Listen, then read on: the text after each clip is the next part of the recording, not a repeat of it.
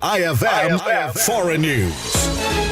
Patay ang 27 katao dahil sa isang nakamamatay na meningitis outbreak na pinaniniwalaang nagmula sa isang nightclub sa timog silangang bahagi ng England kung saan patuloy na iniimbestigahan ng mga otoridad ang nasabing outbreak sa United Kingdom. Ayon sa ulat, 2 katao na ang nasawi, isang 21 anyos na estudyante at nag-aaral sa isang universidad at isang 18 anyos na mag-aaral rin habang ilan pa ang nananatiling nasa ospital at kritikal ang kondisyon. Pinangunahan ni Keir Starmer ang panawagan sa publiko, partikular na sa mga kabataang dumalo sa Club Chemistry noong 5, 6 at 7 ng Marso na agad magpakonsulta at tumanggap ng antibiotic treatment upang maiwasan ang paglala at pagkalat ng sakit. Ayon naman kay Wes Streeting, lahat ng kaso ay may kaugnayan sa naturang nightclub na matatagpuan sa lungsod ng Canterbury. Karamihan sa mga apektado ay konektado sa University of Kent kung saan patuloy ang pagbibigay ng preventive antibiotics at pagsasagawa ng vaccination program para sa mga estudyante. Sa pinakahuling tala ng UK Health Security Agency, umabot na sa 20 kaso ang masusing iniimbestigahan, kabilang ang 9 na kumpirmadong laboratory cases ng meningococcal group B, isang uri ng bacterial meningitis na mas bihira ngunit mas nakamamatay kumpara sa viral type. Ang meningitis ay isang seryosong impeksyon na nagdudulot ng pamamaga sa lining ng utak at spinal cord at maaaring humantong sa sepsis. Kabilang sa mga unang sintomas nito ang lagnat, matinding sakit ng ulo, antok at paninigas ng leeg. Mga sintomas na kadalasang napagkakamalang ibang sakit kaya't nahihirapan ang agarang diagnosis. Ayon sa mga eksperto, mabilis lumala ang sakit at naipapasa sa pamamagitan ng malapit at matagal na pakikisalamuha tulad ng paghalik o paggamit ng iisang inumin o vape. Bilang tugon, nagbukas ng ilang sentro sa Canterbury para sa libreng antibiotic distribution habang sinimulan din ang targeted meningitis B vaccination program para sa libu-libong estudyante sa universidad. Patuloy namang hinihikayat ng mga otoridad ang publiko na maging mapagbatsyag sa sintomas at agad na magpatingin sa doktor kung kinakailangan upang mapigilan ang pagkalat ng nasabing sakit. Para sa IFM Foreign News, ako si Idol Zarina Franco,